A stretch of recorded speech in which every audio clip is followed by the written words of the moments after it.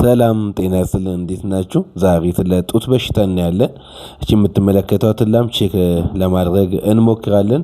ስለዚህ ቼክ የምናደርግበትን መንገድ አንደኛው መንገድ ምንድነው? ወተቱን አልበን ኬሚካል መጨመር ነው። ኬሚካሉም ካሊፎርኒያ ማስታይት ቴስት ወይም ደግሞ ሲኤምቲ ይባላል። ስለዚህ የጡት በሽታ መነሻው ምንድነው የሚለውን በዚህ በአጭር ደቂቃ ውስጥ ማየት እንሞክራለን። የጡት በሽታ በትክክል መነሻው ትልቁና ዋነኛው ነገር ንጽህና መጉደል ነው። ንጽህና ከጎደለ ይሄ ሃይጂን የምንለው ማለት ነው። ስለዚህ የላሞችን አያያዝ በትክክል የማንይዝ ከሆነ ለላሞች አንድ ፎጣ ለአንዷ ላም ብቻ ነው መጠቀም ያለብን። አለባ ላይ በጣም ጥንቃቄ ማድረግ አለባችሁ።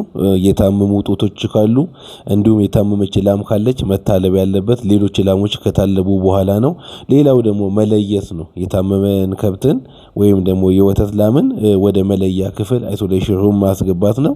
ሌላው መነሻው መንገድ የባክቴሪያ ነው። ባክቴሪያው ኢንፌክሽን ሲፈጥር በዛ ምክንያት ይሄኛው የወተት የጡት በሽታ ይነሳል። ስለሆነ እዛ ላይ ጥንቃቄ ማድረግ ነው። ሌላኛው የሚያሳዩት ምልክት ምንድነው? በወተት ላይ የሚያሳየው ምልክት አንድ የወተት መጠን መቀነስ ነው። መጠን ማለት ኳንቲቲ ነው። ኳንቲቲ መቀነስ ነው።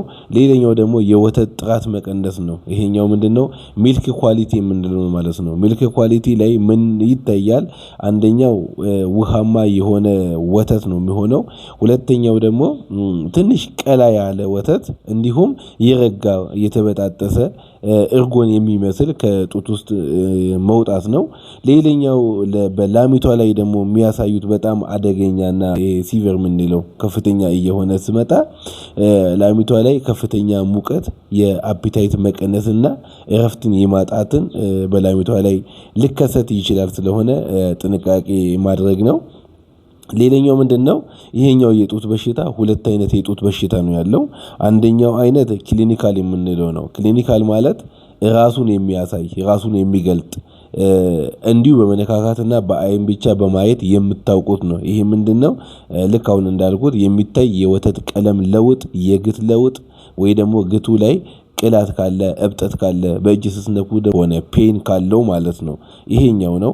ሌላኛው ሁለተኛው ሰብ ክሊኒካል የምንለው ነው። ልክ አሁን እዚህኛው ላይ እየሰራው ያለውት ሰብ ክሊኒካል የምንለው ነው። ሰብ ክሊኒካል ማለት የማይታይ ነው። በላሚቷ ላይ ጡቶቿ አብጡም ግቱም አብጡም ምንም አብጥም የወተት ቀለምም አይቀየርም።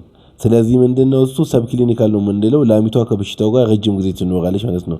አያችሁ አሁን እቺኛው በኬሚካል ስናየው ጡቷ በጣም ችግር አለው። ወተቱ በጣም የተበላሸ ወተት ነው። ይሄኛው የሚጠጣ ሰውም በሽታን ነው የሚጠጣው።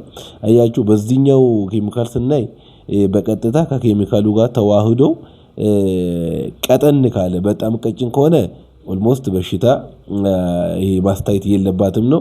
ልክ እንደዚህኛው ግን ከወፈረ የሚዝለገለግ ከሆነ አሁን እዚህ ላይ ኬሚካል ሲጨምር ኬሚካል ጨምረን ለአንድ 2 ደቂቃ ወይ 1 ደቂቃ ደግሞ መታ ብናደርገው የሚያሳየው ምልክት ማለት ነው። ልክ የሚያሳየው ምንድነው? እርስ በርስ ተለያይቶ ወይ ደግሞ ተቀላቅለው ምንም ቀጠን ያለ ከሆነ ምንም ችግር የለውም። ግን እንዲዘለግለግ የሚል ከሆነ የሚታሳብ ከሆነ ያው የማስታየት ኬዝ አለ። ስለሆነ ህክምና መቀጠል ነው። ህክምናውም ፔኒስትሪፕን ተከታታይ 3 ቀን ወይ 5 ቀን መጠቀም ነው። በሱ የማይድን ከሆነ ግን ኢንትራማማሪ ኢንፊውዥንን በትክክል እሱን ከተጠቀምን በእያንዳንዱ ጡት ላይ አንዳንድ ፍሬ መጠቀም አለብን። ይሄኛውን ልክ አሁን እያያችሁት እንዳላችሁት ይሄኛው በቀጥታ ማስታየት አላት። ስለሆነ በቀጥታ ህክምና መጀመር ነው ያለባት።